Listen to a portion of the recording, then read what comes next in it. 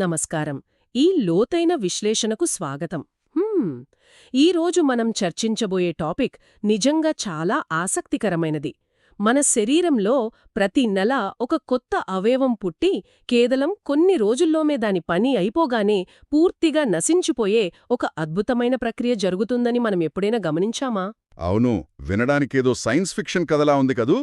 కానీ స్త్రీ జననేంద్రియ వ్యవస్థలో ప్రతి నెలా జరిగేది అక్షరాలా ఇదే. ఎగ్జాక్ట్లీ. ఈరోజు ఈ డీప్ డైవ్ ప్రధాన ఉద్దేశమేంటంటే కేవలం శరీరం ఎలా పనిచేస్తుందో పైపైన చూడటం కాదు, అసలు ఈ బయలాజికల్ ఇంజనీరింగ్ వెనుక ఉన్న రహస్యాలు, లోపల జరిగే ఇన్ఫెక్షన్లు, వాటి ట్రీట్మెంట్లు, ఇలా అత్యంత సూక్ష్మమైన వివరాలను అనలైజ్ చేయడం. ఖచ్చితంగా ఇది నిజంగా ఒక బయోలాజికల్ మాస్టర్పీస్ అని చెప్పాలి. ఎందుకంటే ఒక పెద్ద సామ్రాజ్యం మన శరీరంలో నిరంతరం పనిచేస్తూ ఉంటుంది. సరే, దీన్ని కొంచెం వివరంగా చూద్దాం. అసలు ఈ సిస్టమ్ ఎలా స్టార్ట్ అవుతుందో అక్కడ్నుండి మొదలుపెడదాం.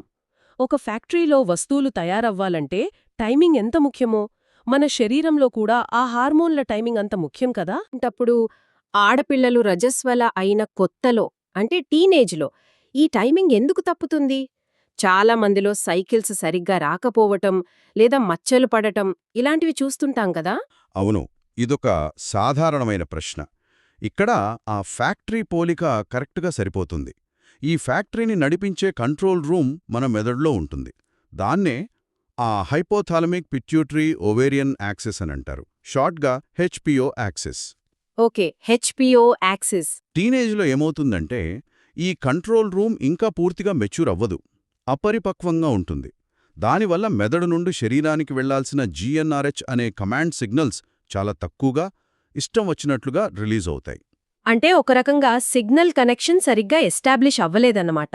ఎగ్జాక్ట్లీ. ఆ సిగ్నల్స్ క్రమపద్ధతిలో లేకపోవటం వల్లే అండం విడుదల కాదు. దీన్నే యానవ్యులేటరీ ఋతుచక్రాలు అంటారు. అండం విడుదల కాకపోతే బ్యాలెన్స్ దెబ్బతట్టి ఆ మచ్చలు పడటం లేదా ఒక్కోసారి భారీ రక్తస్రావం అవడం జరుగుతాయి. అర్థమైంది. సరే, కంట్రోల్ రూమ్ సెట్ అయ్యాక అంతా సర్దుకుంటుంది. కాని అసలు అండాశయం అంటే ఓవరీ లోపల ఈ హార్మోన్ల తయారీ ఎలా జరుగుతుంది? ఇది చాలా ఇంట్రెస్టింగ్గా ఉంటుంది. అండాశయంలో ఫాలికల్స్ అనే చిన్న గదులుంటాయి. ముందుగా మెదడు నుండి ఎల్హెచ్ అనే ఒక హార్మోన్ సిగ్నల్ వస్తుంది. Okay, LH signal. అది రాగానే ఫాలికిల్ లోపలి పొర అయిన థీకా ఇంటర్నా కణాలు యాక్టివేట్ అయి ఆండ్రోజెన్లను అంటే మగ హార్మోన్లను ఉత్పత్తి చేస్తాయి. వెయిట్, ఆడవాళ్ల శరీరంలో మగ హార్మోన్లా? అవును, ఇది ముడిసరుకు లాంటిది. వెంటనే ఎఫ్ఎస్హెచ్ అనే మరో సిగ్నల్ వస్తుంది. అప్పుడు గ్రాన్యులోసా కణాలు రంగంలోకి దిగుతాయి. వీటి దగ్గర అరోమాటేస్ అనే ఒక ఎంజైమ్ ఉంటుంది. ఇది ఆ ఆండ్రోజెన్లను తీసుకుని ఎస్ట్రాడియోల్ అనే ఆడ హార్మోన్గా మారుస్తుంది. వావ్! అంటే ఆండిజెన్ ముడిసరుకైతే దాన్ని అరోమటేజ్ ఎంజైమ్ ఆడహార్మోన్గా మారుస్తుందన్నమాట. వండర్ఫుల్. అవును, ఈ మొత్తం ప్రాసెస్కి ఎలాంటి డిస్టర్బెన్స్ రాకుండా బయటి పొర అయిన థీకా ఎక్స్టర్నా ఒక కనెక్టివ్ టిష్యూ సపోర్ట్నిస్తుంది, ఒక గార్డ్ లాగా అన్నమాట. సరే, ఇదంతా తయారయ్యాక అసలు ఋతుచక్రంలో ఆ పొత్త పొర ఎలా ఏర్పడుతుంది? దాన్నేమంటారు? ఋతుచక్రంలో 15 నుండి 28 రోజుల మధ్య సమయాన్ని స్రవించే దశ అంటే సెక్రెటరీ ఫేజ్ అంటారు. ఇక్కడే శరీరం ఒక గదిని తయారు చేయడం మొదలుపెడుతుంది. పిండం కోసం కదా? అవును, కార్పస్ ల్యూటియం విడుదల చేసే ప్రొజెస్ట్రాన్ వల్ల గర్భాశయ గ్రంథులు ఉబ్బిపోయి గ్లైకోజన్ ఎక్కువగా ఉండే శ్లేష్మాన్ని స్రవిస్తాయి. ఎండోమెట్రియల్ స్ట్రోమా కూడా బాగా ఉబ్బిపోయి మెత్తటి పరుపుల తయారవుతుంది. అందులోకి స్పైరల్ ధమనులు అంటే స్ప్రింగులా ఉండే రక్తనాళాలు అల్లుకుంటాయి. ఒకవేళ గర్భం రాకపోతే ఏం జరుగుతుంది? ఆ పరుపంతా ఏమవుతుంది? ప్రొజెస్ట్రాన్ సప్లై ఆగిపోతుంది. అది ఆగిపోగానే ఆ ఎండోమెట్రియం పొరలోని కణాలన్నీ అపోప్టోసిస్కు గురవుతాయి. అపోప్టోసిస్ అంటే కణాలు వాటంతటా అవే చనిపోయి విచ్ఛిన్నమవడం. అలా ఆ పొర విరిగిపోయి ఋతుక్రమ రక్తస్రావం జరుగుతుంది. ఇక్కడ ఆశ్చర్యకరమైన విషయమేమిటంటే శరీరం ప్రతీ నెల ఎంత ఖచ్చితమైన ఏర్పాట్లు చేస్తుందో మళ్ళీ ఆ అవసరం లేకపోతే అంత నీట్గా దాన్ని క్లియర్ చేస్తుంది. నిజంగానే అమేజింగ్. సరే, శరీరం గర్భధారణకు సిద్ధపడతం చూశాం. మరి గర్భం వచ్చాక ప్రసవ సమయంలో ఆ కణాల మధ్య కమ్యూనికేషన్ ఎలా జరుగుతుంది? ఇక్కడే హార్మోన్స్ మ్యాజిక్ ఉంటుంది. గర్భధారణ సమయంలో ఈస్ట్రోజన్ స్థాయిలు విపరీతంగా పెరుగుతాయి కదా. ఆ ఈస్ట్రోజన్ గర్భాశయం గోడల్లోని కణాల మధ్య కనెక్సిన్ ప్రోటీన్లతో కూడిన గ్యాప్ జంక్షన్లను నిర్మిస్తుంది. గ్యాప్ జంక్షన్స్ అంటే వంతెనలలాగానా? అవును, అవి వాకీటాకీలాగా పనిచేస్తాయి. వీటివల్ల కణాల మధ్య కమ్యూనికేషన్ సులభంగా జరిగి ప్రసవ నొప్పులు అన్ని కండరాల్లో ఒకేసారి కోఆర్డినేట్ అవుతాయి. Walkie-talkie analogy super. కానీ ప్రసవ సమయంలో కొన్నిసార్లు స్ట్రక్చరల్ డ్యామేజెస్ కూడా అవుతాయి కదా? అవును, ప్రసవ సమయంలో ఆ సాగని స్వభావం ఉన్న పెరినియల్ బాడీ దెబ్బతింటుంది. ఈ పెరినియల్ బాడీకి బల్బోస్పాంజియోసిస్, సూపర్ఫిషియల్ ట్రాన్స్వర్స్ పెరినియల్ మరియు ఎక్స్టర్నల్ యానల్ స్పింక్టర్ లాంటి ముఖ్యమైన కండరాలు కనెక్ట్ అయి ఉంటాయి. ఓహ్, ఇన్ని కండరాలు కనెక్ట్ అయ్యుంటే అది దెబ్బతింటే చాలా ప్రాబ్లం కదా? ఖచ్చితంగా. దానికి తోడు ప్రసవ సమయంలో పుడెండల్ నరానికి గాయం అవ్వచ్చు. ఈ నరం దెబ్బతింటే ఆ కటివలయ కండరాలు అంటే పెల్విక్ ఫ్లోర్ మెల్లగా బలహీనపడుతుంది. ఆ కండరాలు బలహీనపడితే ఆ పైనున్న అవయవాల పరిస్థితేంటి? వయసు పెరిగే కొద్దీ ఆ బలహీనత ఎక్కువై అవయవాల జారడానికి దారితీస్తుంది. ఉదాహరణకు పెల్విక్ ఆర్గాన్ ప్రొలాప్స్. ఓహ్, సో ఇక్కడే అసలు ఆసక్తికరమైన విషయం దాగి ఉంది. అవయవాలు తమ స్థానాన్ని వదిలి జారిపోవడం ఎలా జరుగుతుంది? దీన్ని మనం మరింత విస్తృత కోణంలో చూస్తే లెవేటర్ యానీ అనే కండరాలు దెబ్బతినడం వల్ల పురీషనాళం అంటే రెక్టం యోనిలోకి చొచ్చుకు వస్తుంది. దీన్ని రెక్టోసెల్ అంటారు. దీనివల్ల మలబద్ధకం లాంటివి వస్తాయా? అవును, దీర్ఘకాలిక మలబద్ధకం వస్తుంది. అలాగే ఎవరైనా ఊబకాయంతో ఉన్నా, దీర్ఘకాలిక దగ్గు ఉన్నా, కటి ప్రాంతంలో ఒత్తిడి పెరిగి స్ట్రెస్ యూరినరీ ఇన్కాంటినెన్స్ వస్తుంది. అంటే పొరపాటున మూత్రం లీక్ అవ్వడం అనమాట. అర్థమైంది. ఇందాక ప్రసవం గురించి మాట్లాడుకున్నాం కదా, అందులో ప్రసవానంతర అధిక రక్తస్రావం గురించి కూడా చెప్పండి. అది చాలా డేంజర్ కదా? దాన్ని ఆపడానికి ఒక కీలకమైన ట్రీట్మెంట్ ఉంది. గర్భాశయానికి రక్తాన్ని సరఫరా చేసే ఇంటర్నల్ ఇలియాక్ ఆర్టరీ.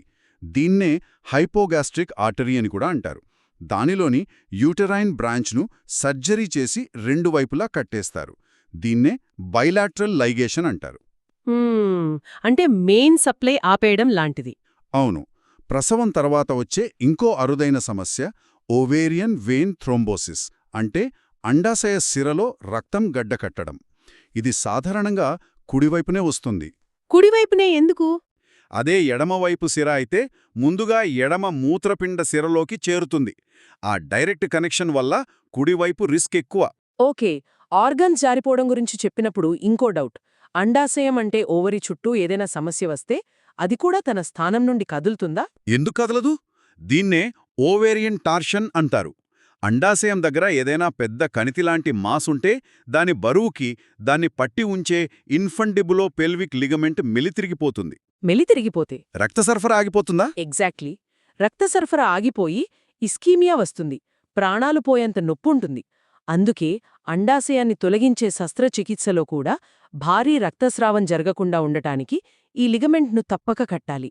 అందులోనే కదా ఓవేరియన్ ఆర్టరీ, సిరా అన్నీ ఉంటాయి. రైట్. మరి ఎండోమెట్రియోసిస్ గురించి కూడా వింటుంటాం గదా. అసలు ఈ కణాలు వేరే చోట ఎందుకు పెరుగుతాయి? ఎండోమెట్రియల్ గ్రంథులు కటికుహరంలోకి వలస వల్లే ఎక్టోపిక్గా పెరుగుతాయి. ఇవి మూత్రాశయంపై పెరిగితే మూత్ర విసర్జనలో విపరీతమైన నొప్పి వస్తుంది. దీన్ని డైస్యూరియా అంటారు. మలద్వారం దగ్గర పెరిగితే? రెక్టోవాజినల్ ఏరియాలో పెరిగితే మల విసర్జనలో నొప్పి వస్తుంది. దాన్ని డిస్కేజియా అంటారు. ఒక్కోసారి ఆ కణజాలం గట్టిపడిపోయి పెల్విక్ ఫైబ్రోసిస్ వచ్చి గర్భాశయం అటూ ఇటూ కదలకుండా ఫిక్స్ అయిపోతుంది. ఇవన్నీ మన శరీరంలో జరిగే స్ట్రక్చరల్ ప్రాబ్లమ్సా? ఇప్పుడు ఇన్ఫెక్షన్స్ గురించి చూద్దాం. మన శరీరంలో ఒక మంచి బ్యాక్టీరియా పర్యావరణం ఉంటుంది కదా, ఆ మైక్రోబయోమ్ ఎలా దెబ్బతింటుంది? మన శరీరంలో లాక్టోబాసిల్లీ అనే గ్రామ్ పాజిటివ్ మంచి బ్యాక్టీరియా కాపలా ఉంటుంది. మనమేవో జబ్బుల కోసం యాంటీబయాటిక్స్ వాడినప్పుడు ఈ మంచి బ్యాక్టీరియా చనిపోతుంది. ఓ, అప్పుడు శత్రువులు దాడి చేస్తారన్నమాట. కరెక్ట్.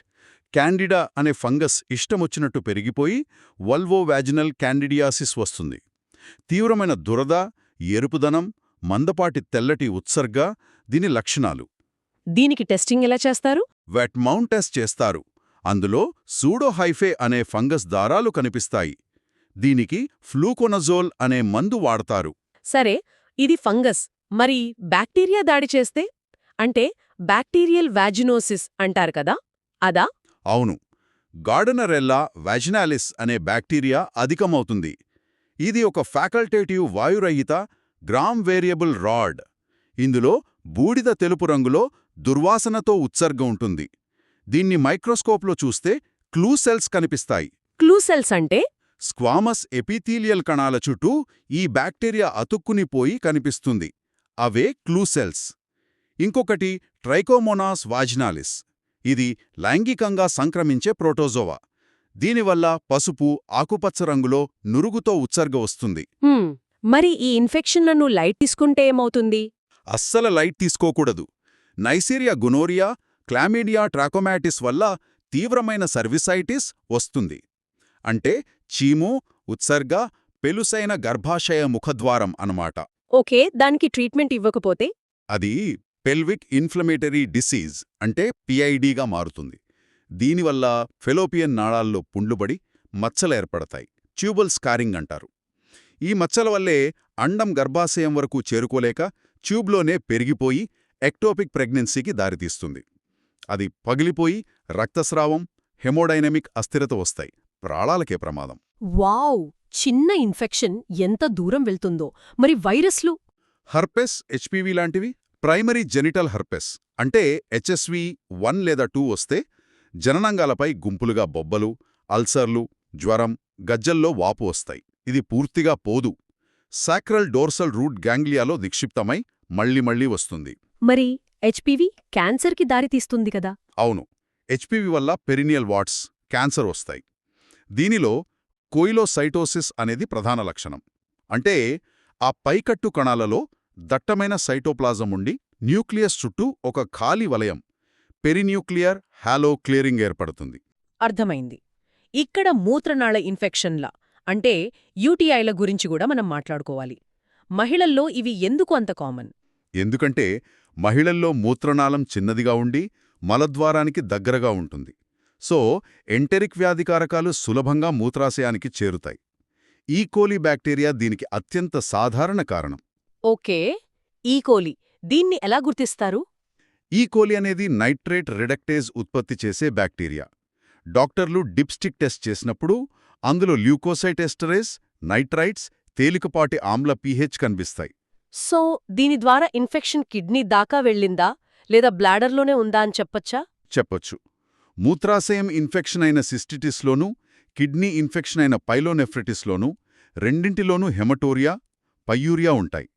కానీ తెల్ల రక్త కణాల కాస్ట్స్ అంటే WBC కాస్ట్స్ కేవలం మూత్రపిండాల గొట్టాలలో మాత్రమే ఏర్పడతాయి. కాబట్టి అవి కనిపిస్తే అది ఖచ్చితంగా పైలోనెఫ్రిటిస్ అని నిర్ధారించవచ్చు. ఆ పాయింట్ చాలా క్లియర్గా ఉంది.